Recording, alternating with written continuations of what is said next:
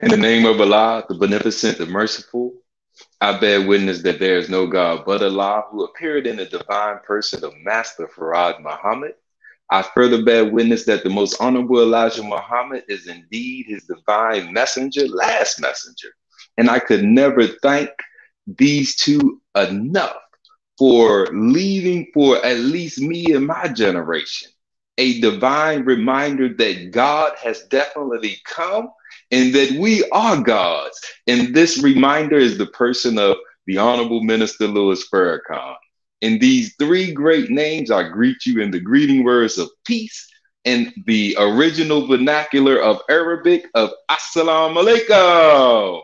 Family, we are, as in the Muslim community, we are getting ready, gearing up for Ramadan, right? And I just wanted to come and give my understanding on it and how it's the best thing, the best prescription that we could ever have. And it has its root in Surah 2 in the Holy Quran, Surah 2, Ayat 183.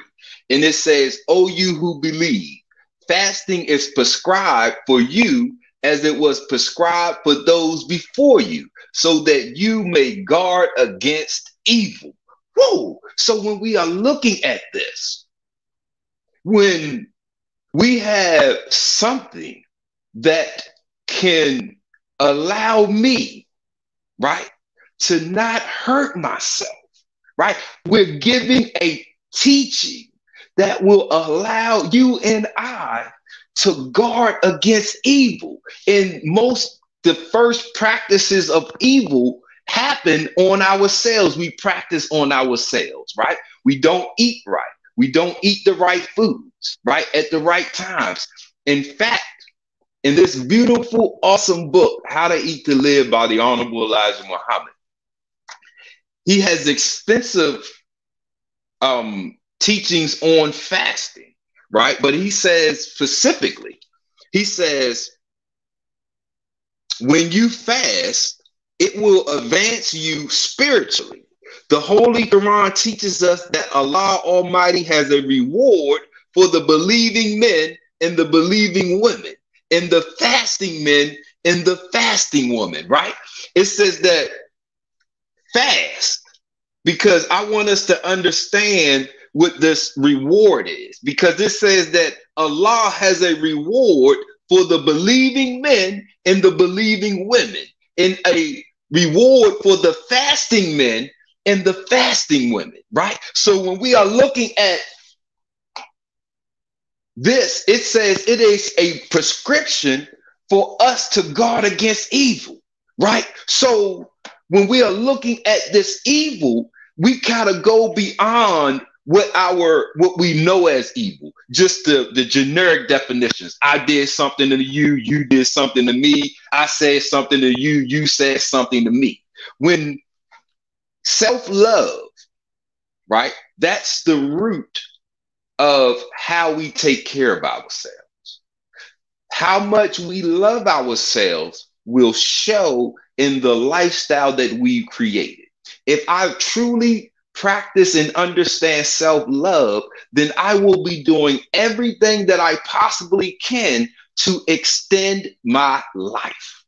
I will be doing everything that I possibly can to build this arm, leg, arm, head, this human body, so that I can stay here and enjoy and accomplish and be in life. That's the root of self-love. So when we have a lifestyle that isn't conducive to our health, to our growth, to our development, by that I mean we have a lifestyle that has us with diabetes, that has us obese, that has us suffering lupus, sickle cell, and high blood pressure, hypertension. These things are reflections of our lifestyle. Because unless you are born with it, how do you get high blood pressure? How do you get diabetes? How do you become obese? If we aren't born with it, it is our lifestyle that causes this. So in science, we have cause and effect, right? And when we go into cause and effect, we understand that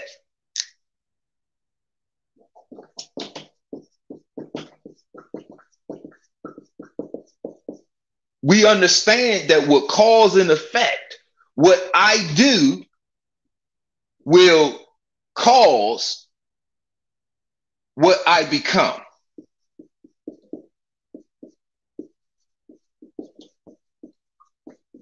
So when we are looking at cause and effect, we understand that what I do will, this is the cause. The effect is what I will be what I become. So this is our lifestyle. What we put into our body, what we do, what we think, these things are what we do. They create the effect of what we become. So now we are looking at a God that put this together. We are looking at a God that understands who and what we are better than what we do. So in this, he says, "Oh, you who believe, fasting is prescribed for you as it was prescribed for those before you, so that you may guard against evil." So these evil practices, right? The Honorable Elijah Muhammad and How to Eat to Live, it says, fast. It cleans the impurities out of the blood and causes the body to eliminate the poison stored in it from previous meals, sometimes from previous meals of many years, right? So when we are understanding that these evil practices that we are guarding against, it's not necessarily me having to say or do something to somebody else, or it's not what we could normally think of as evil practices. If I'm not practicing self-love, if my lifestyle is not making me healthy, that is an evil practice. Listen, if my lifestyle is causing me to be obese, overweight, high blood pressure, hypertension, diabetes, let us understand and reason that that is an evil practice that I'm applying upon myself. So when we fast, right, this gives the body time enough to clean out, right? So when we are looking at, it says it gives the blood time to clean out the impurities, right? The impurities that we put in it. The blood doesn't have natural impurities. So it comes from this cause and effect, right? The cause and effect. So when we are looking at this, Ramadan is a blessing. So that's how we want to look at it. Ramadan equals blessing. Now, when we think of it as anything else but other than a blessing, we make it hard for us to accomplish this fasting or this abstaining from eating and drinking during a certain amount of time, during the daylight hours, right? So we got to understand that it starts with the mind. So Ramadan is a thought, is an idea. Oh, you who believe. So you got to think, you got to plan just like everything else you do. So if I know that it's coming up, Ramadan is not eating, right? So if you don't eat, it's two classifications that you can have for this. You can either call it starving or you can call it fasting. Because we want to also apply cause and effect, right? So because this is the outcome, this is the income. This is what I do, this is what I become. So when I apply cause and effect to Ramadan, Ramadan is simply the act of not eating, right? So if I call this starving, if I think that I'm starving, I'm going to create low energy, right? I'm going to create low thoughts, right? I'm going to hurt myself. Why? Because I think I'm starving. So the cause from this idea, what I will become at the end of the day, I'm not going to be stronger. I'm not going to be cleansed of the impurities, because these are impurities, right? These low energy, these low thoughts, they become impurities because our thoughts are hormones.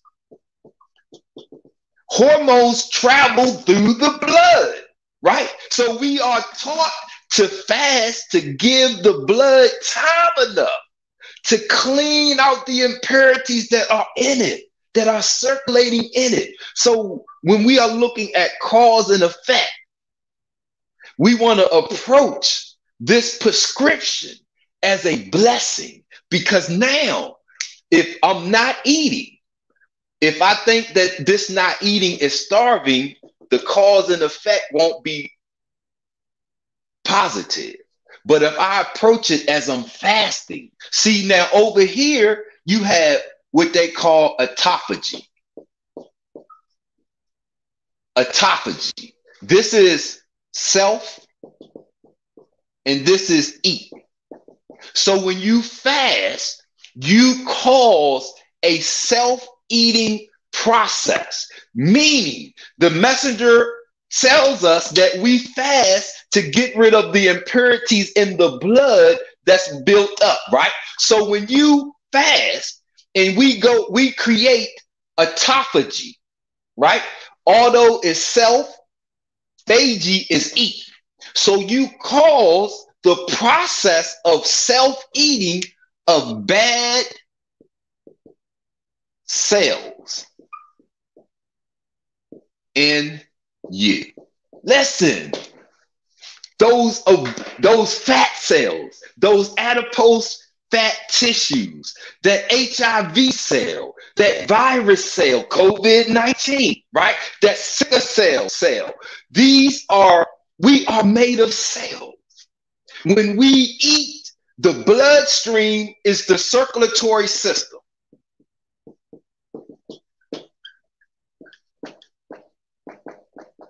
So the blood is the circulatory system. That's the pathway. Oxygen, what we eat, what we drink, what we think, the hormones, all of this is circulated in our body through the circulatory system. This is where the pollution comes at. This is where the impurities are at. All of that sugar, that sodium, that these other elements, right? That soda, they are traveling through us in our arteries. Your arteries is what carries blood, nutrients, energy, oxygen to every cell in your body, right? The veins carry the waste product back to be eliminated. So when we are looking at fasting and purifying our cells, this is our circulatory system. We create autophagy, where it is a process that the body will go and it will do a self-examination. And whenever there are bad cells in you, it will cause your body to eat them. Listen, this is the beauty, or one of the beauties of fasting as a prescription. Remember, it was given to us by God who created us. So the creator is the best knower. So he is in that description of the best knower. He's the creator of us. So how he would know us as the creator of us better than what we could know ourselves. So he gave us prescriptions. He gave us a messenger, the last greatest messenger. Woo! Look at that title, from God in person, right? And in the scripture, we have a promise. We know that God comes because when he comes to give us life abundant. Abundant life. Look at anybody that has come with a message of God. They ain't coming with how to eat to live. They aren't coming with how to extend the physical body. And here we are taught that there is no set time for us to die, that we kill ourselves daily by what we think, what we eat, and what we drink. So we had Surah 2, 183. Oh, you who believe, fasting is prescribed for you, as it was prescribed to those before you, that we may guard against evil. And that number one evil is against ourselves. Do you know who you are? Are you eating to live? Are you exercising? Do you go out? Do you have a lifestyle that's conducive to your growth and development? If not, then we got to look at, you know what? I'm practicing evil against myself. In the Nation of Islam, we have a prayer. Surely I'll turn myself, striving to be upright to he who originated the heavens and the earth. And I am not a polytheist. Listen, surely my life and my death, my prayer and my sacrifice are all for Allah. How do we learn this? It's through the process of fasting. See, I learned how to stay away from the things that hurt me. I cause and effect.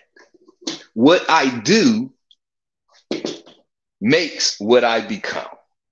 So if I control this, you control what you do. You are the cause. The outcome, the effect, you control it by controlling what you do. So we have fasting to control how we eat, because we are in a society that teaches us to eat and drink all day. And not just to eat and drink, but eat and drink some of the worst foods and beverages that we could possibly imagine. So we are giving a blessing, man. Listen, the messenger teaches us that fast for 3 days, fast for 3 times 3 days, fast for 9 days, or fast for 27 days. Fasting is good for us. Like I said, it gives our blood time to cleanse itself. And in so doing, it makes us think clearer. Man, listen, because the blood feeds the brain, right? The blood feeds your brain, just like everything else in your body. So if you got your circulatory system, look, if you got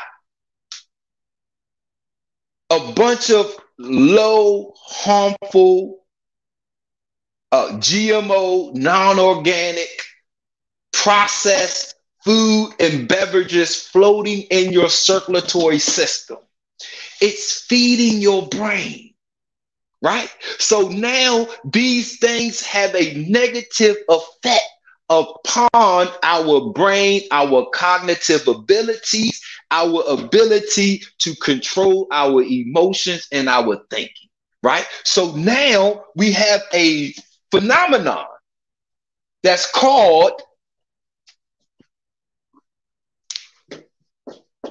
psychosomatic disorder. Psych is your mind. Soma is your body. So there's a psychosomatic disorder. It is the disconnect between the mind and the body, and you make yourself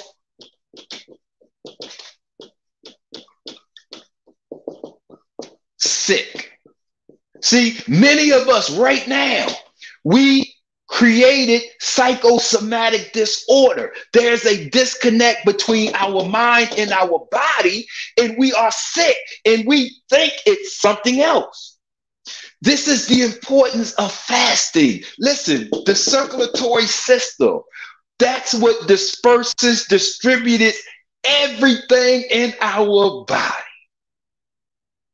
Fasting gives us time to clean this necessary system so we won't pollute the cells in the other systems of our body, mainly and important our brain. You hear that sugar rush? You be careful not to give your children a lot of sugar because it makes them jittery and you get that sugar rush. They hypertensive, right? This is in the circulatory system. This goes into what I read.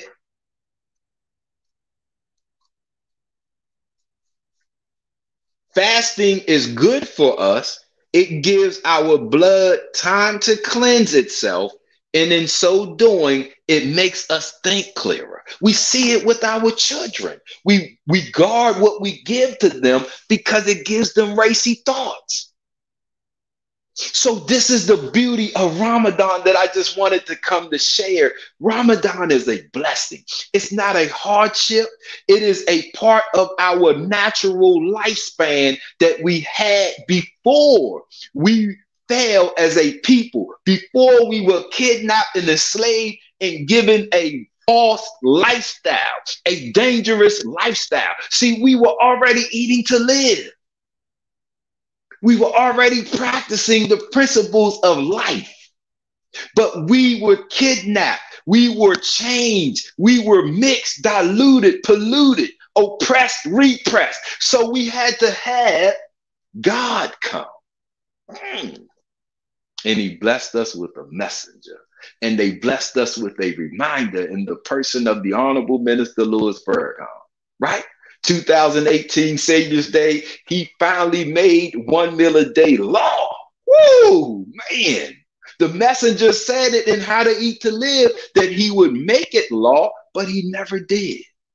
So now that we have an established law, Ramadan should be easy because we are only abstaining from the sunlight hours. In How to Eat to Live, we are taught to eat and drink everything in that one meal. So when we are done with that one meal, we won't need to eat or drink anything else until we have that our next meal. So Ramadan should be easy because we have already had 90 years of preparation. Woo, man. Family, I just wanted to come and share some of my thoughts and my ideas on Ramadan, how to eat to live, and the beautiful, awesome blessing that it is. And as it comes, may we go into it with the success. Remember, the mindset, you aren't starving by fasting. It takes weeks for you to starve to death. It takes more than a couple hours or a couple days for us to starve to death, right? You're looking at a week's process. So we should not even have the idea that if I don't eat from sunup to sundown, that I'm starving. We should have the idea that if I don't eat from sunup to sundown, that I'm cleansing myself. And if you do, you will have a different, see, what you do is the cause. So if we think that I'm cleansing myself, the effect is what I become. I will cleanse myself. We will into existence everything that we want. Don't forget that part. So your will going into Ramadan will be the cause. And you will surely see the effect of your thinking at the end. Woo, man. Family, I leave you as I came. The greeting words of peace. Assalamu